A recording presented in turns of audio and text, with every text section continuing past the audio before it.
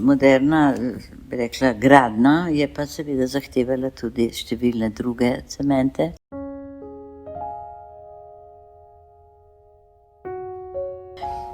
So cementarji iskali rešitve.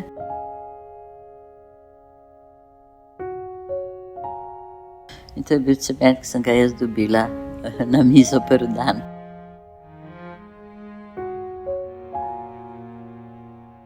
Jaz sem zelo veliko ročno zmešala betona.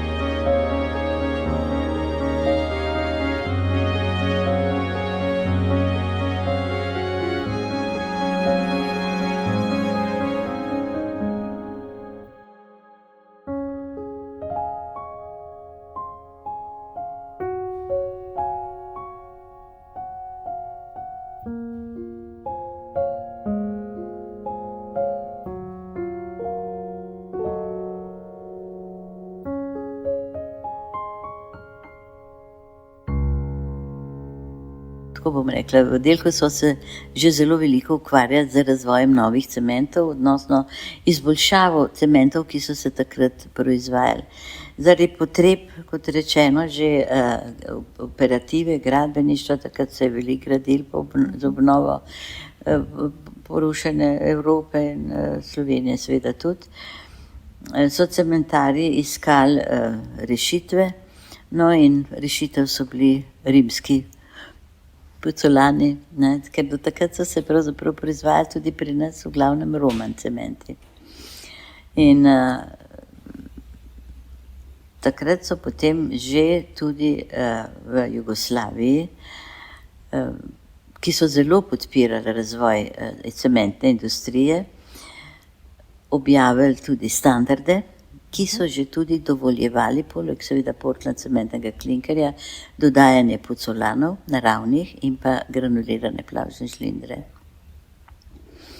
Tako so v cementarni v 60 letih v Trbovljah proizvajali 2 vrsti cementa za 20% dodatka, malo boljše kvalitete, in tistega s 30% malo nižje kvalitete v smislu doseganja trdnosti cementa.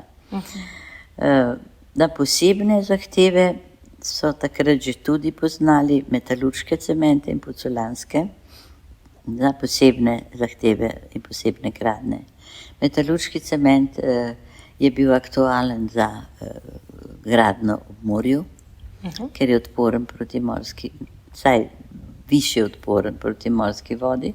Pucolanski cement je bil pa uporabljan predvsem za izdelavo masivnih betonov v gradnji hidrocentral, ki so se takrat tudi pospešeno gradile. No, in anhovski cement je pa vseboval pa 25% žlindre. Žlindra je nekoliko, bi rekla, v smislu pucolanskih lastnosti boljši mineralni dodatek, zato so njihovi cementi tudi dosegali nekoliko višje mehanske lastnosti. Ampak seveda za komercialno uporabo, široko uporabo so bili te cementi zadost, ni pa bilo dovolj količin. No, moderna, bi rekla, gradnja je pa seveda zahtevala tudi številne druge cemente. Tako smo pri nas takrat delali na razvoju cementa, ki naj bi zaščitil, pred sevanjem, rentgenskim sevanjem. To so bili tako zvani baritni cementi.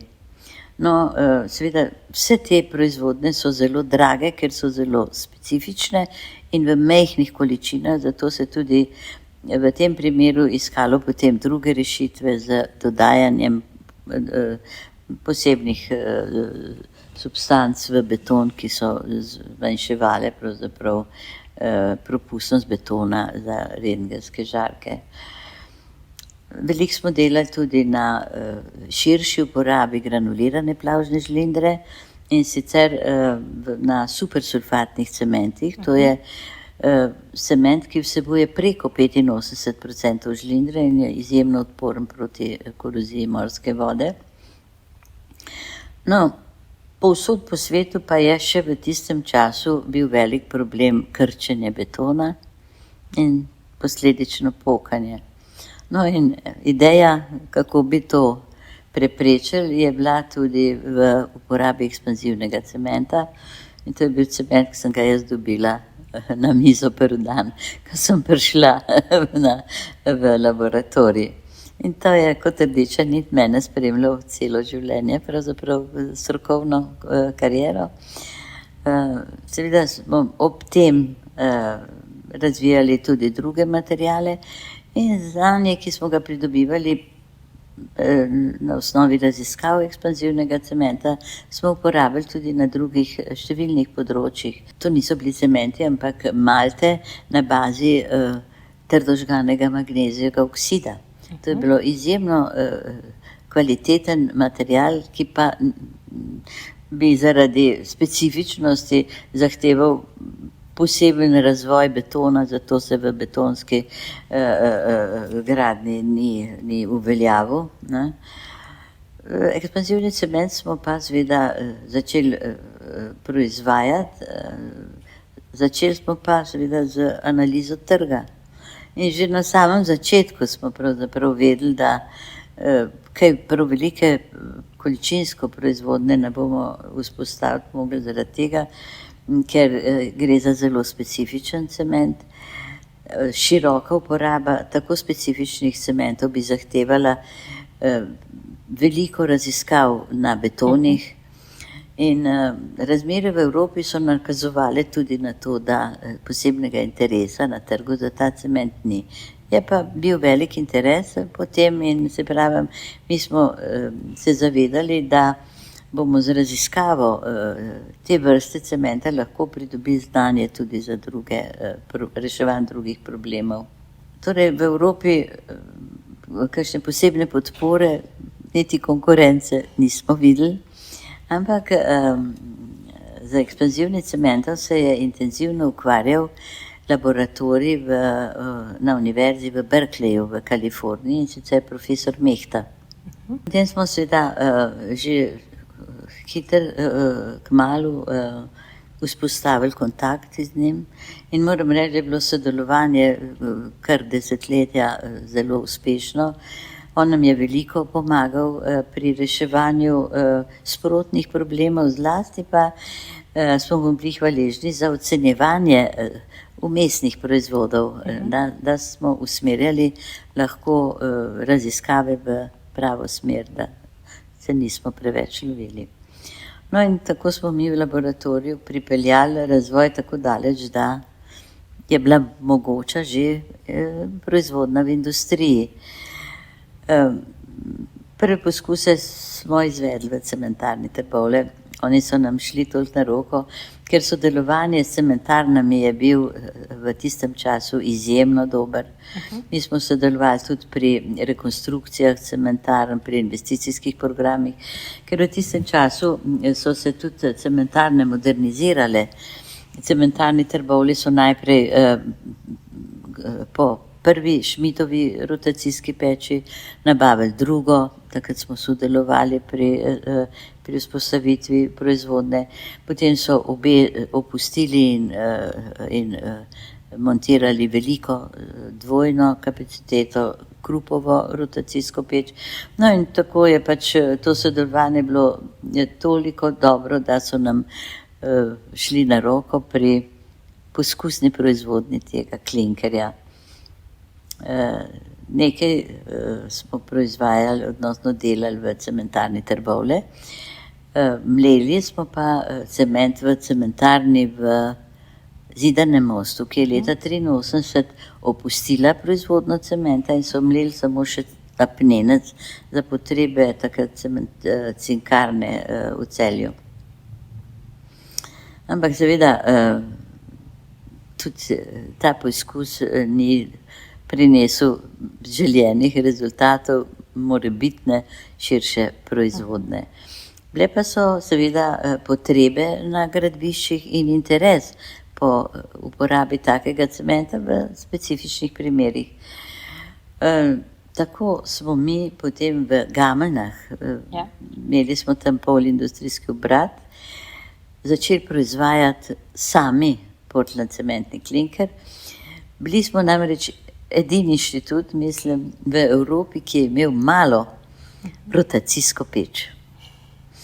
Ta je imela kapaciteto 1 tona cementa na dan, no in tam smo proizvedli cement in tudi mleli, smo imeli tudi te kapacitete. Cement, ki se je potem zelo uspešno uporabil pri zalivanju opreme pri hidrocentralah v Zlatoličju, v Forminu in nekaj tudi v nuklearni elektrarni Krško. Na osnovi odobrenja ameriškega investitorja. Ja? Ker tam smo vse preiskave in kontrolo cementa in betonov izvajali po ameriških standardih. No in ker je ta cement ustrezal, zahvaljujoč sodelovanju z profesor Mehto, tudi ameriškemu standardu za ekspanzijo, so takrat odobrili in to je bil za nas kar pomemben dosežek. No.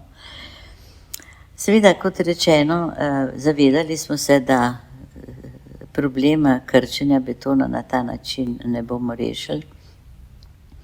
Zato smo se začeli ukvarjati tudi z drugimi načini, kako preprečiti krčenje zaradi izsuševanja.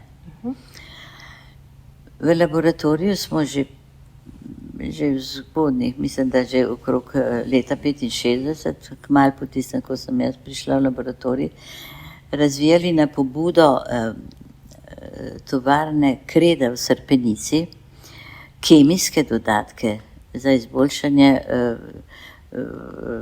betonu v smislu odpornosti ali pa preprečevanja zmrzovanja betona v nizkih temperaturah in za zgoščevanje betona.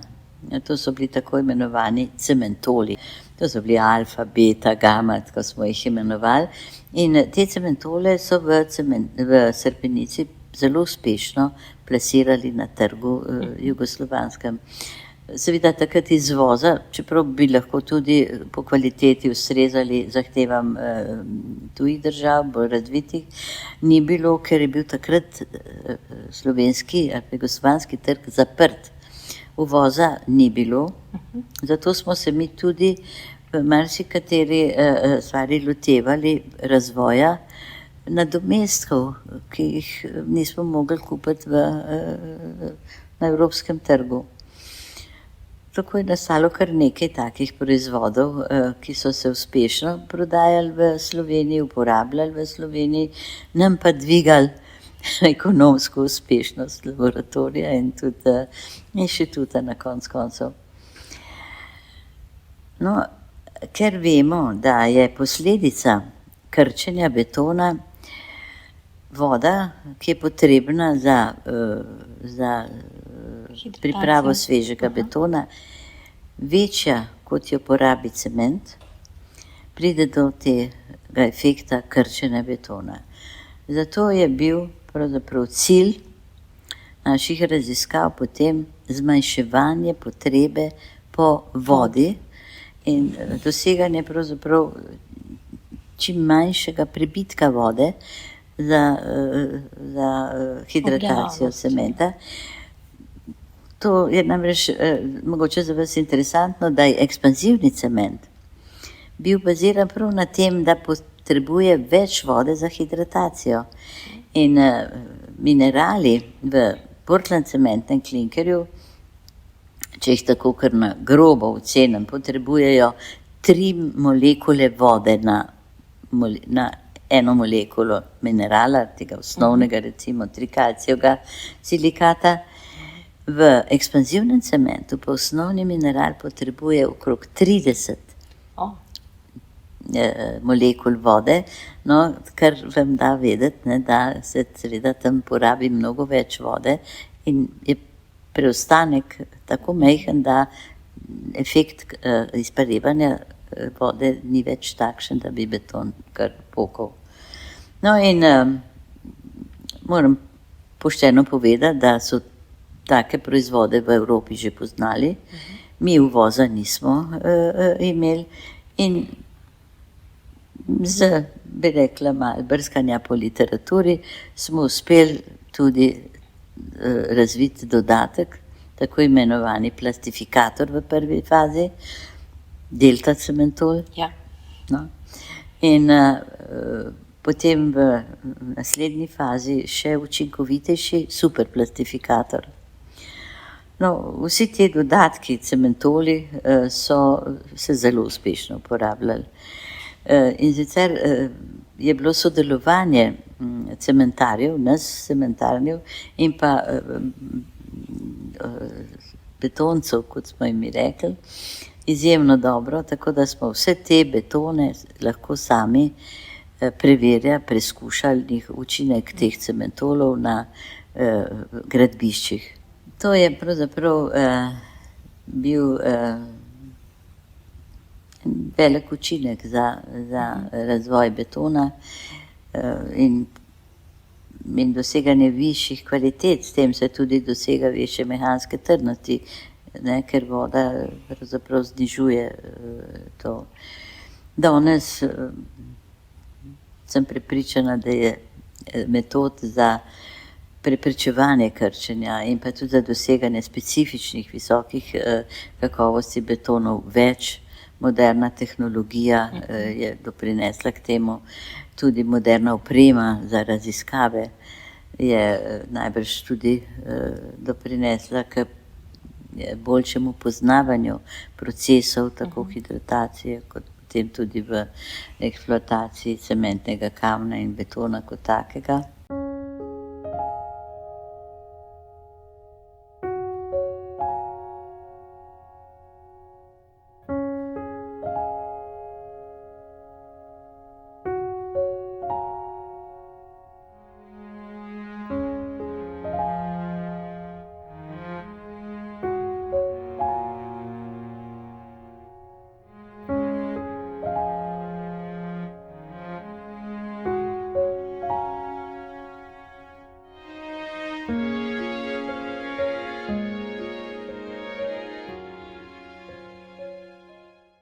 Torej, moje mnenje je seveda, ljudi je treba zaščititi, pomembno je njihovo zdravje, vendar pa tudi menim, da zakaj pa strožji kriteriji pri nas, kot pa veljajo za Evropo. In upam, da bodo in prebivalci s cementarno Trbovlje in pa tudi zakonodajalec našli dogovor, ustrezen dogovor, ki bo primerno zaščitil zdravje prebivalstva in pa tudi omogočil cementarni še nadaljnjo proizvodnjo, ker se mi zdi, da je ena cementarna v Sloveniji pa le potrebna za zadovoljevanje domačih potreb, ne. In bi bilo škoda, da se to opusti. Tudi tradicija proizvodnje cementa v Sloveniji je tolikšna in tako prepoznavna, da bi bilo škoda, da se še ta zadnja cementarna zapre. In tudi našim cementarjem in betonerjem želim slovenski cement.